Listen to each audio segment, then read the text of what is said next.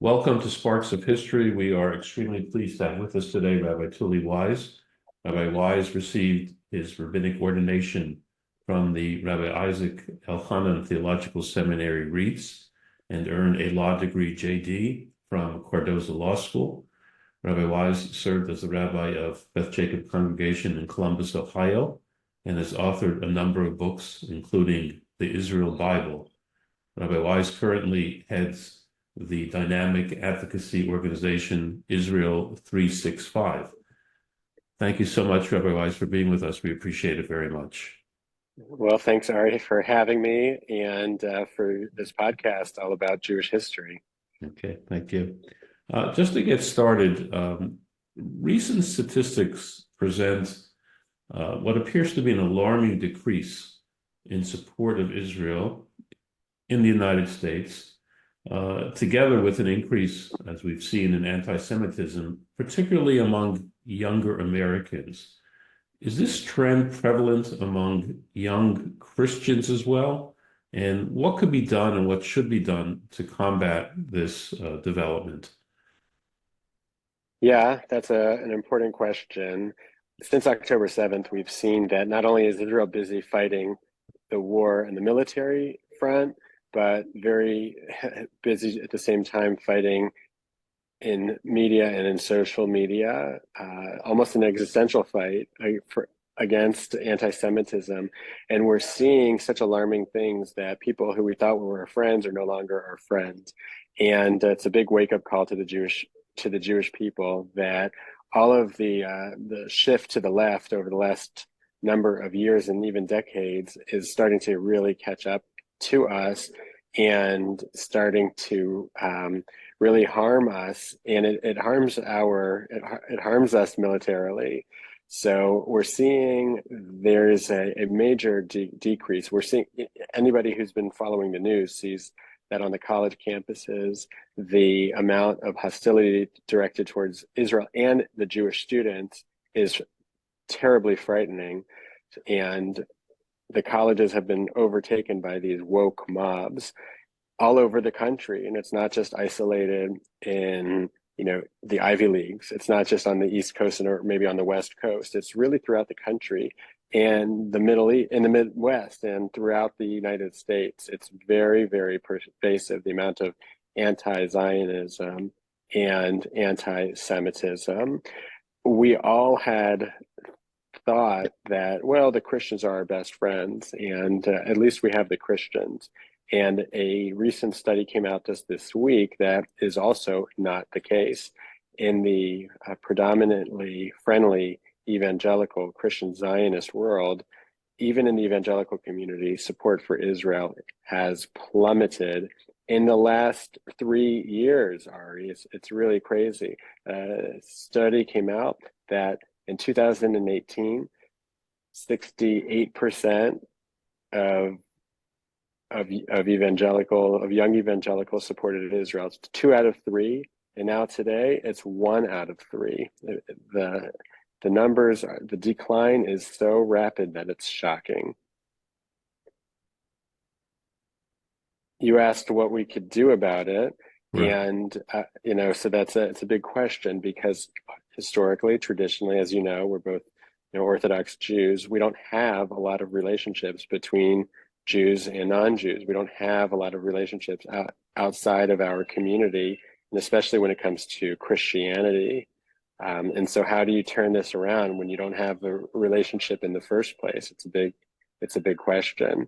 There's a lot of reasons, of course. All of your listeners understand why it is that Jews and Christians, or that Jews don't have relationships with Christians. It's because of all of the anti-Semitism throughout history, and all of the both physical anti-Semitism and the spiritual anti-Semitism. For centuries, Christians were at our throats, and if they weren't at our throats, they were going after our souls, and with forced debates and forced conversions. And so we've really built a major wall between us and the outside world, and the Christian world in particular, for good reasons. However, we're really living in a unique time when for the first time, really because of the Holocaust, so many Christians actually feel a lot of remorse or remorseful for what had happened during their history of Christian anti-Semitism, and especially because of the Holocaust. Many Christians have started to rethink their theology and have come around to appreciating the Jewish people and appreciating the role of the Jewish people in history and even in their theology. And because of that, so there's been a lot of positive developments towards Israel from the Christian, Zionist, and primarily the evangelical community. And so over the last number of years and decades, increasing numbers of Christians have come out to support Israel. And so we have an opportunity today, even though the numbers are definitely going in the wrong direction, there are still many, many opportunities for the Jewish people, for the state of Israel, to repair the trends and to work with our Christian friends in order to show more support for Israel, but also to fight together against anti-Semitism. And that's a big part of what we do at Israel365. We try to, very carefully, in light of the history and in light of our sensitivities in the Jewish community, we try to build relationships and build bridges between Jews and non-Jews in support of Israel and the Jewish people all over the world. I noticed, I saw today that there is a summit coming up next week, I believe it is, titled God's Land. Am I correct? There's a summit in which you will be taking part in. And what I noticed was there was Keep God's land. Keep God's land. Right. There's a lot of there's Rabbi Weisz, yourself, a lot of pastors. So when you go to a summit like that, what's your goal? Like, what's the goal? Is it more dialogue? Is it more action? What do we need to do now in today's situation? Well, that's also a great question. In general, we have a two-pronged approach. We have first, we need to educate, and then we could talk about action or advocacy. And so the Keep God's Land conference that's taking place next week, February 22nd in Nashville. So there's two goals there. One, we want to educate people about basically like the first Rashi in the Chumash, where Rashi asks, why did the Torah begin with the stories of creation and the stories of Bereshis, and not with the mitzvah of a Chodesh Elechem, and not with, if it's a book of laws, why not begin with the first mitzvah? And Rashi explains that one day the non-Jews are going to accuse us of stealing the land of Israel and of being occupiers in their land. And the only answer that matters is that Hashem, who created the world, gave it to the Jewish people, and that this is God's land. And that's something that today that Rashi is more relevant today than ever before, that Israel is, we are being accused of being occupiers, again, not by a few unique individuals, not by a minority, but a majority of people think of us as occupiers. And yes, we could look at our history and we could point to the Balfour Declaration or other conferences and say, no, this land belongs to us legally and historically. But at the end of the day, for most people in the world, it's a matter of faith. And we're looking to reframe the conflict and the war from an issue of politics to an issue of faith. Most Americans believe that Israel is God's land. People know that Israel belongs to the Jewish people. God gave Israel to the Jewish people. Most Americans know that. Most Americans believe that. And we're trying to reframe the issue. And that means that even things like the language that we use, we have to use more of the language that the faith community uses, that the area that's contested today, where the Biden administration wants to push a Palestinian state, is in the Torah and in the Bible. It's called Judea and Samaria, Yehuda v'Shomron, and we can't use the language of West Bank because that implies that it kind of belongs to Jordan, that it's Palestinian, that it doesn't really belong to us. And what's the big deal if the Jews have to leave from the West Bank? But we have to say, no, it's not the West Bank, it's Judea and Samaria. You can't kick out the Jews from Judea. That doesn't make any sense to people of faith. And so we're trying to reframe the issue from politics to faith and educate them.